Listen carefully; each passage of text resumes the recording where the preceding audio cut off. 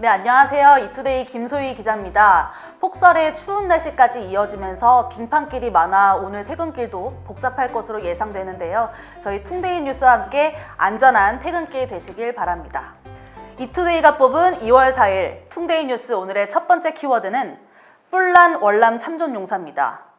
아동 성범죄자 조두순이 기초연금을 포함해 매달 120만 원가량의 복지급여를 받는다는 사실에 월남 참전용사들이 분개하고 있습니다. 월남 참전용사 일부는 국가보훈처로부터 보훈급여금을 받고 있다는 이유로 기초연금을 받지 못하는 경우가 있는데요. 보훈급여금이 기초연금 지급 여부를 좌우하는 소득 인정액에 포함돼 중복 수령이 어렵기 때문입니다. 상위 군경 등급이 낮은 유공자 중 조두순보다 더 적은 액수의 기초연금을 받는 사례도 있는데요. 일각에서는 나라를 위해 몸을 바친 데 대한 예우가 범죄자만도 못한 현실이라며 불만을 터뜨렸습니다. 두 번째 키워드는 임성근, 김명수입니다.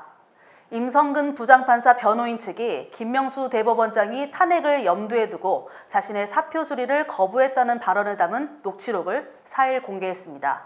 공개된 녹취록에는 대법원의 기존 해명과 달리 김 대법원장이 국회 탄핵 추진 등 정치적 상황을 고려해 사표를 수리할 수 없다고 말한 내용이 고스란히 담겨 있는데요. 특히 김 대법원장은 정치적인 상황도 살펴야 한다. 탄핵이라는 얘기를 꺼내지도 못하게 사표를 수리하면 국회에서 비난을 받게 돼 적절하지 않다고 말했습니다. 한편 이날 공개된 녹취록은 지난해 5월 임 부장판사가 사의를 표명하면서 이뤄진 면담 때 김 대법원장과 나눈 대화로 알려졌습니다.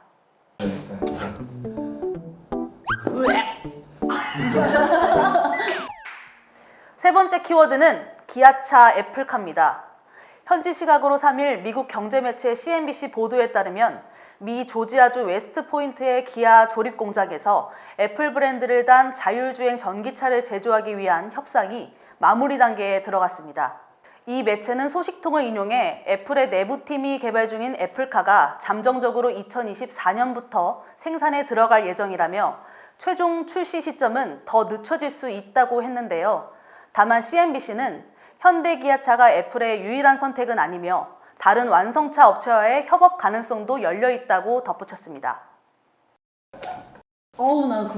나 안티 생긴 거 같아. 오늘의 네 번째 키워드는 백신 수송 작전입니다. 정부가 이달부터 진행될 코로나19 백신 접종을 앞두고 백신 유통을 위한 훈련에 나섰습니다. 이날 공개된 모의 훈련은 국제 프로젝트인 코백스 퍼실리티를 통해 확보한 화이자 백신 수만 명분이 국내로 들어올 경우를 대비해 진행됐는데요. 실제 공급 상황을 가정하고 백신 수송, 보관, 유통 온도가 제대로 유지되는지, 수송 시간 지연, 냉장 중단 등 돌발 상황에 대한 대응 역량 점검이 이어졌습니다.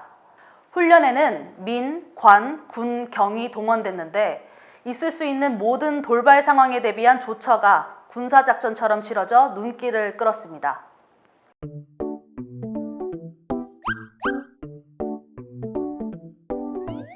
마지막 키워드는 설 품앗이 신고입니다. 정부가 설 연휴인 14일까지 5인 이상 집합금지를 연장했는데요.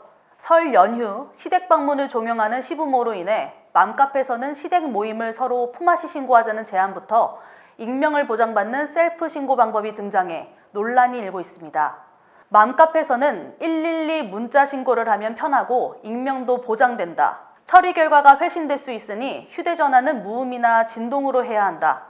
시댁에서 부를 것에 대비해 지인에게 주소를 불러주고 5인 금지 위반을 신고하도록 했다는 글이 잇따라 올라왔는데요. 방역당국은 명절에는 이동이 늘고 가족 모임이 잦아 바이러스 전파 위험이 높다며 서운하더라도 이번 설 연휴 거리두기 준수를 당부했습니다. 지금까지 퉁데이 뉴스의 김소희 기자였습니다. 유익한 정보였다면 구독, 좋아요, 알람 설정까지 부탁드릴게요. 유익한 정보였다면 구독, 좋아요, 알람 설정까지 부탁드릴게요.